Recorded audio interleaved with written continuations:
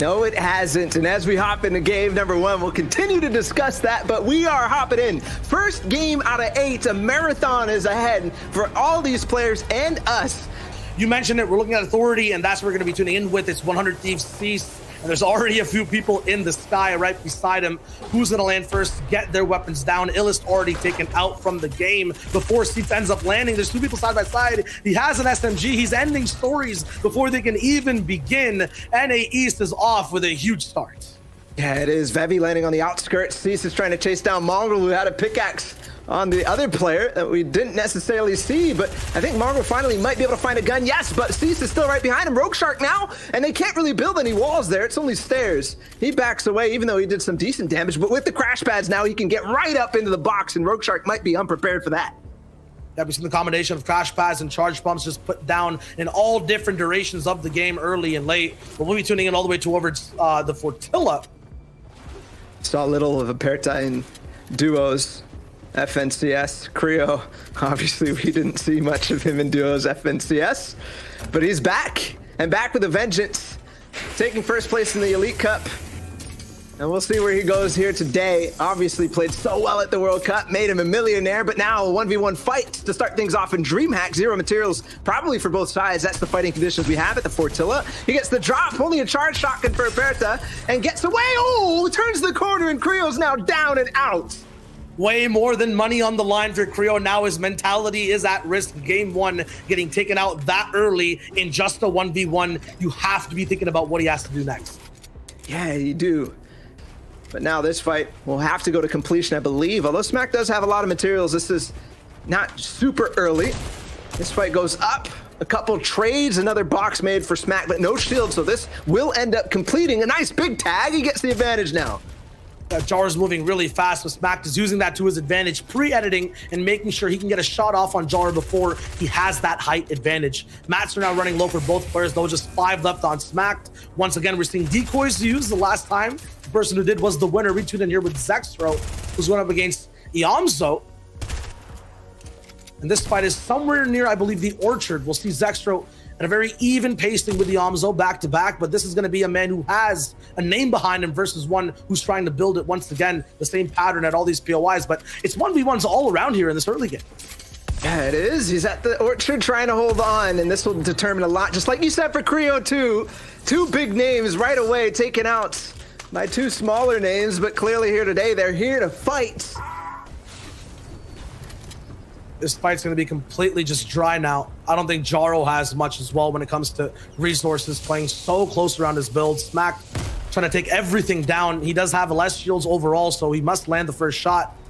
I believe it might be attack versus attack. Knocks him down. He's in the bush now. Oh no, Smack doesn't know. Thankfully, Jaro rotates the ramp in the wrong direction. Here's the 50-50 we're talking about, but Bush will be making it so easy for Smack because you can't see into that. Well, Smack can get the ADS, get the nice shots down onto Jaro, so he's down and out. Now on the other side of the map, we're getting a lot of different perspectives. It's D-Gen against Rich Homie Buon. Another 50-50 right in the box because, again, low materials. And it makes sense because Dirty Doc's still mostly underwater, not much to farm, especially in the buildings. D-Gen will win. Yeah, when it comes to EU, there's a lot of landing at a POI and then stretching on afterwards. But you're looking at NA East, we're seeing a lot of people fighting at loot pads that don't really have a connection to many different buildings.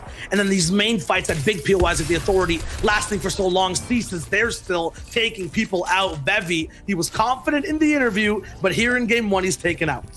And choosing a more chiller vibe. Meanwhile, Commandment, Bucky, players of high caliber are putting their all into full serious mode. Right now, Stacky's taking shots.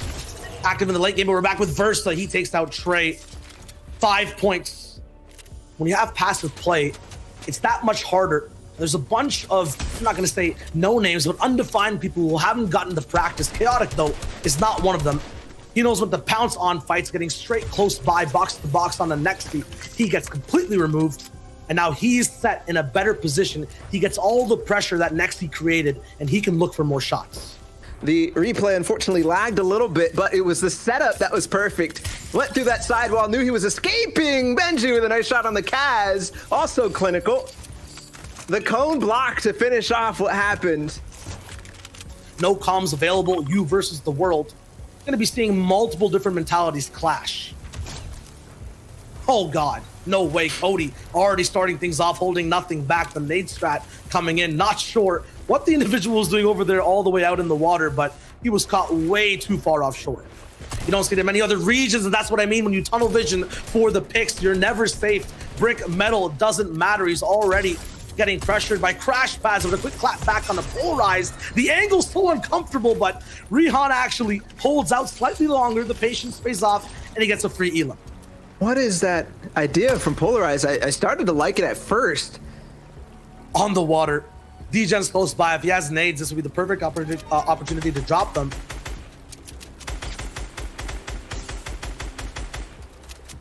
Great tags. That player now under pressure from so many different angles, and all he needs to do is get the final shot, and he does. Well done from Animal, already off to a much better start than he did at the last DreamHack Grand Finals he participated in.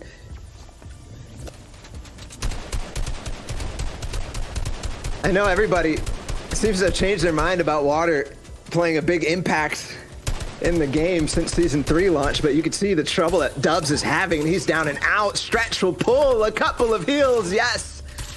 And he gets the harpoon on Kodo. He might want to W key this. You've seen Stretch play aggressively, but no. He's still got the game sets under lock, and there it is, Frist. Player directly above him. He's not in the zone yet. Neither are the two. I'm not surprised, or I'm not sure why the player above is not moving just yet. I don't think that little wood plank there is actually in the game. I think it's farmed out. That's why it's kind of jarring a little bit, but also not farming. Oh, player gets in his box. He has to go back in his zone, but he makes it work. Blitz goes down, but so does Frist, as everybody is taking huge advantage of anybody not moving at the same time. Trash to get a tunnel forward towards it. And potentially a nice refresh as we head into 5th zone. The timing on this is very important. Another one too, that's Paper starting to play very aggressive and potentially getting himself into a great position for endgame aggro. Somebody trying to shock or crash pad into his box. It's Diggy, and he will punish him hard. Diggy potentially needed an impact for himself, but aggro will turn that situation and make him the free refresh. A very cautious approach. Actually, I misspoke about KJ Rob. He's on the other side. He still has to go in. Animal, no mobility. This is looking rough for him, but there's a crash pad that he might be able to touch. Yes!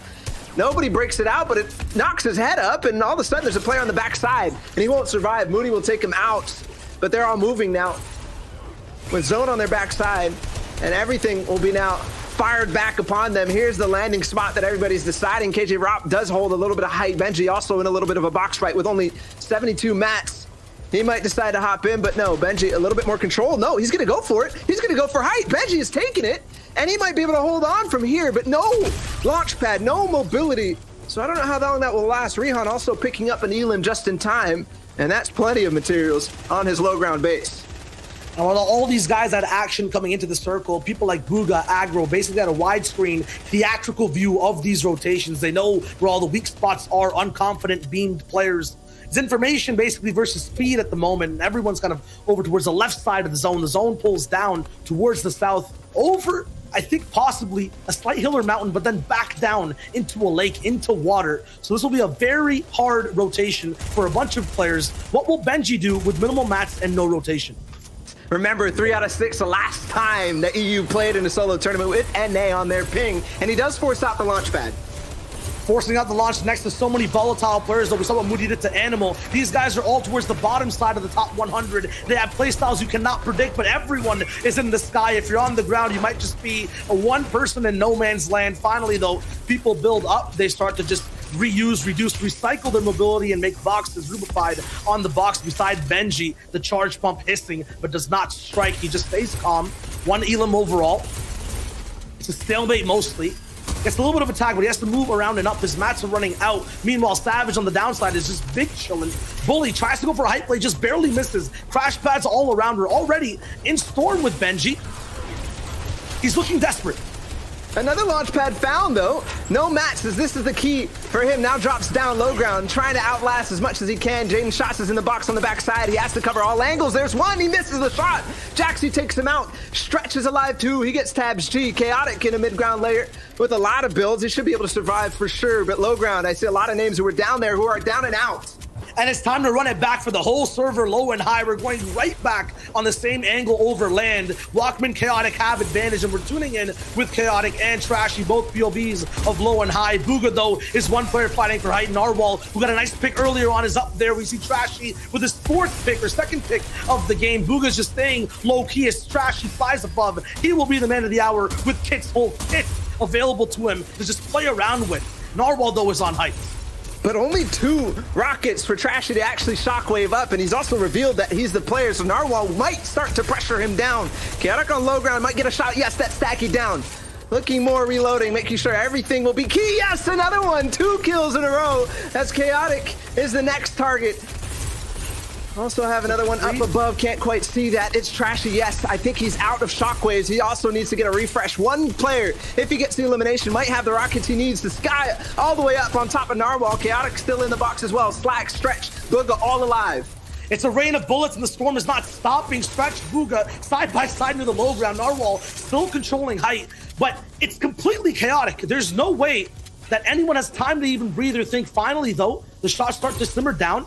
Trashy, low on mats, no more rockets left. Only has to play beside himself, box to box. There is a little bit of loot above him, but can he see it?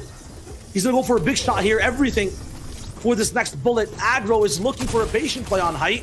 Narwhal somehow still controlling it. Down below, Bucky looms and Skittles goes down to Trashy. He still has chunk splashes to play over with the storm. But is this his game to actually manipulate and play, or is he just surviving, diving into water, still no mats? Somehow he's alive. Yeah, somehow he's alive. Bucky's right above him. Now he will jump right outside the water. Well played from him. That's a siphon, at least a couple 150 mats. Narwhal now dropping down on Chaotic. Chaotic can continue that rain, and he will. He brings Narwhal down to about 20 HP, and he drops behind him. Perfect play. The maneuver is well. 5 players left. Aggro down below. Trashy on top of him. Still has that shockwave. I'm not sure if he got some rockets off of that one refresh. Aggro will be the fight right now. Chaotic goes all the way up. Oh, Trashy! Another one on the Aggro. Rocks will finally take him out. It's Chaotic versus Rocks in the final 1v1. They both have their own boxes. Chaotic is running out of mats completely. Just a few more left. Box to box. Rocks is taking all the shots, but surviving slightly. Chaotic has control of the builds in front of him. Chooses not to go for the shot. It's going to be a little bit of a patient game from both players, but you cannot drop down to ultimate low. There's too much water. Chaotic up top, charge pump hits down hard, but he's so low too. And it's going to be Rocks who gets the first win, 80 points. That's game 1.